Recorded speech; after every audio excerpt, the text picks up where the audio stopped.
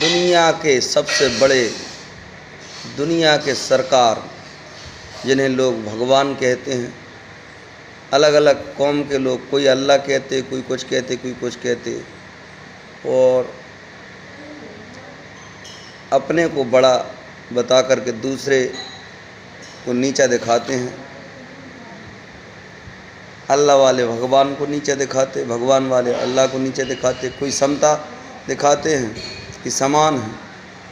उनमें भी कुछ लोग नहीं मानते समता को, क्योंकि वो कहते हैं कि अल्लाह के बराबर हम भगवान को नहीं मानते, राम कृष्ण को नहीं मानते। तो यहाँ भगवान वाले कहते हैं हम अल्लाह को बराबर में नहीं मानते।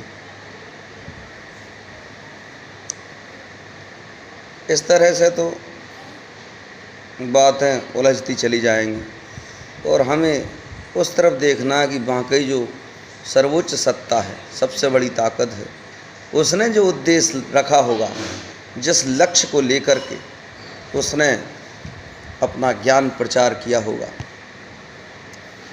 उसका ध्येय क्या है, उसका सपना क्या है कि मनुष्यों से वो क्या व्यवहार देखना चाह रहा है,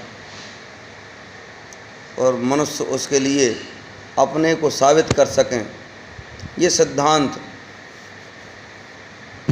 हमें दुनिया के सनातन ग्रंथ गीता से बढ़ के किसी दूसरे ग्रंथ में हमें तो नहीं दिखाई देते, उन लोगों को भी नहीं दिखाई देते।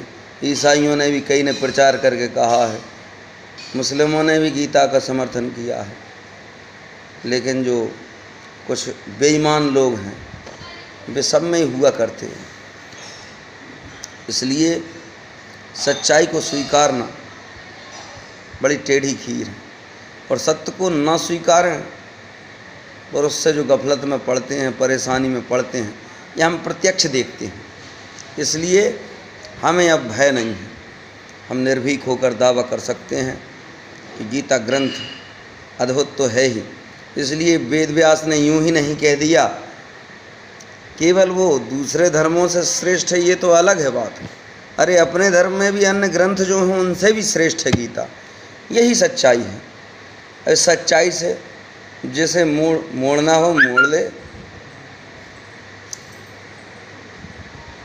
ठगे जाएंगे और उन्हें पता चलेगा।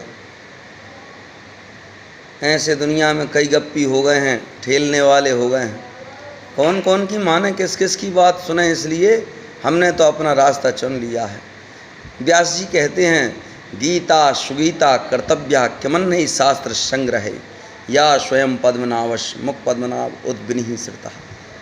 गीता तो कंठस्थ करने योग्य है, अन्य शास्त्रों के संग्रह से या विस्तार से क्या लाभ है।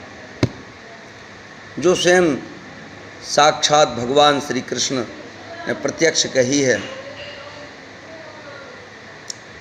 और जिनकी नाभि से वे ब्रह्मा निकले, उन ब्रह्मा से वेद और वेद से बाद में फिर दूसरी रचनाएं हुई हैं। यहाँ तक गीता साक्षात भगवान कृष्ण के मुखारविंद से निकली हुई है। भगवान कृष्ण के मुख की वाणी होने के कारण गीता ग्रंथ अद्भुत है, और उसकी अद्वितीयता हम समझते हैं। हम नहीं समझेंगे तो उसे समझेगा कौन। इसलिए जैसे सर्कस वालों के नकलची हुआ करते, जो गिरते उठते हो तो उन पर हंसी आती दर्शकों को, ऐसे ही संसार भर के धारणाओं में नकलची बने हुए लोगों पर हमको भी हंसी आया करती है। इसी के साथ हम गीता ग्रंथ को सबसे श्रेष्ठ और अद्वितीय ग्रंथ कहते हैं, क्योंकि ऐसा एक भी ग्रंथ नहीं लिखा गया है। ये दूसरे विदेशी विद्वानों ने भी इसकी पुष्टि की है। फिर हमारे निजी विद्वान, सनातन के प्राचीन विद्वान, नए आज के, सब जानते हैं गीता से श्रेष्ठ कोई अन्य ग्रंथ नहीं हुआ है। उससे बढ़ के लिखना आता ही नहीं किसी को। यही महान ग्रंथ है, और इसकी महानता के आगे सब बिल्कुल वैसे हैं जैसे कहते हैं ना, धूल के कण जैसे हैं बाकी। ये इसकी महानता को केवल महान कहते हैं, महान वस्तु की महानता के गुण केवल महान व्यक्ति ही गा सकता है, और नीच वस्तु के गुण कोई नीच व्यक्ति ही गा सकता है। इससे ज़्यादा अब और क्या कहें। बोलिए श्री कृष्ण भगवान की जय।